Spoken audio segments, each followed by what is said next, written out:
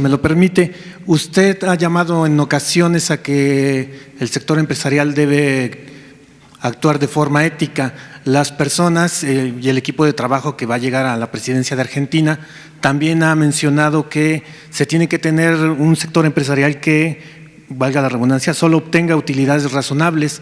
¿Cómo nota usted que tiene que ser esta relación empresas con gobiernos emanados de la izquierda en Latinoamérica? Gracias. Bueno, en el caso de México yo pienso que la responsabilidad mayor la tiene el gobierno. El gobierno debe dar el ejemplo.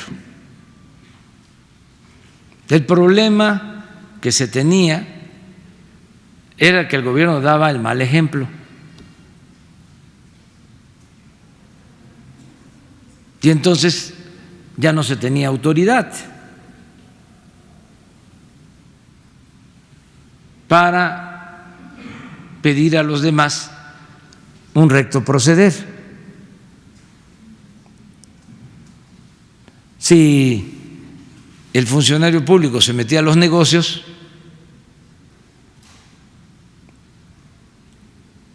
pues entonces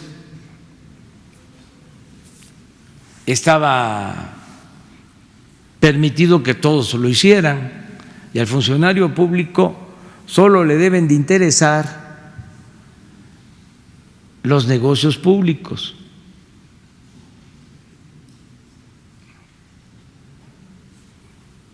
Eso no sucedía.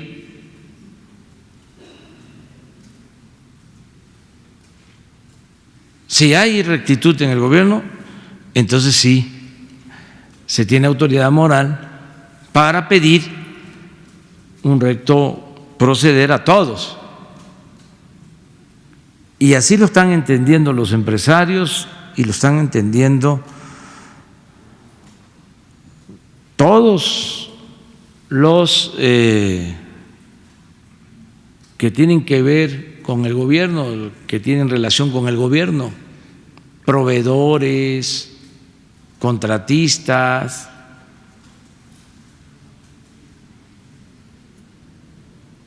Y ya lo hemos dicho, contratista que se vaya con el anticipo de una obra, aquí se le va a mencionar, le vamos a dar su premio como el que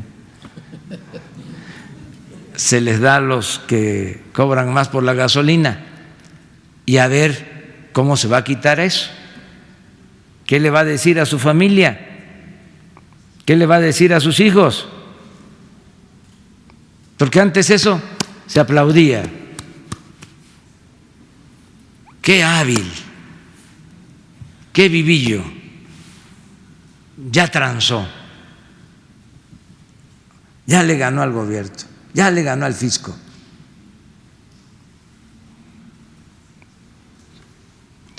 Eso ya no se va a permitir. Obras inconclusas,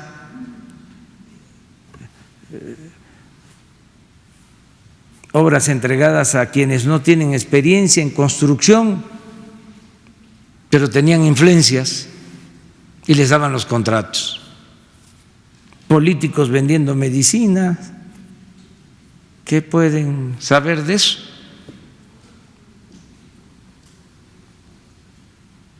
Entonces, si eso se termina, pues vamos a avanzar mucho en México. En cada país pues tienen que sacar sus definiciones. Lo que sí es que la corrupción destruye, es un cáncer y hay que desterrarla. De eso no hay duda.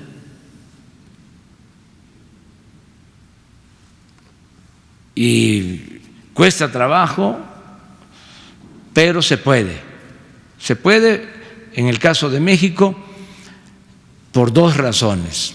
Primero, porque existe una voluntad política a no permitir la corrupción. Estamos decididos a acabar con la corrupción. Yo quisiera que recuerden así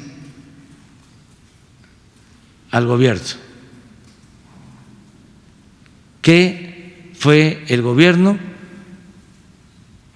encargado de acabar con la corrupción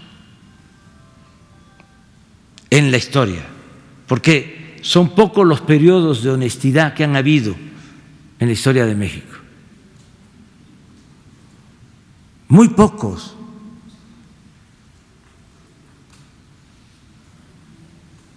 Les adelanto algo del libro. ¿Saben cómo empiezo el libro? Contando de que cuando la conquista, Cortés se autonombra sin ningún fundamento legal alcalde, autoridad en Veracruz y jefe del ejército invasor. Y cuando se reparte el tesoro de Moctezuma, dicho por Bernal Díaz del Castillo, que vino de soldado y es el gran historiador de la conquista, cuando se reparte, ya se había menguado el tesoro, porque ya se habían quedado antes con la mayor parte, Cortés y sus capitanes. Y lo que le toca a los soldados ya es muy poco.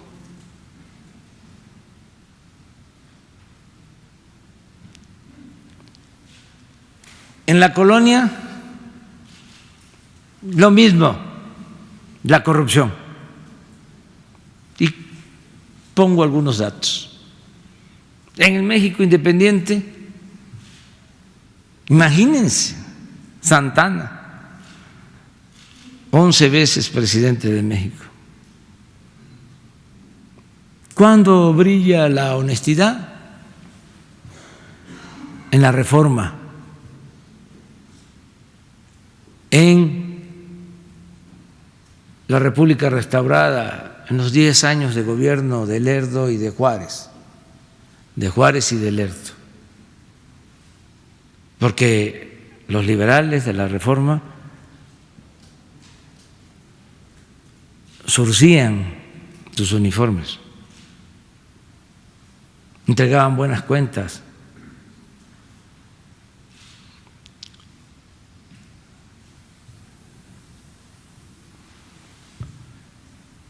Viene el porfiriato, de nuevo la corrupción. En alta, los negocios,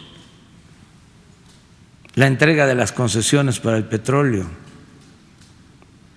los negocios con los ferrocarriles, con las tierras. No pudo la revolución con eso, siguió la corrupción, continuó.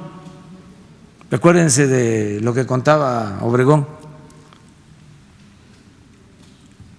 que cuando le quitaron el brazo en la batalla de Celaya,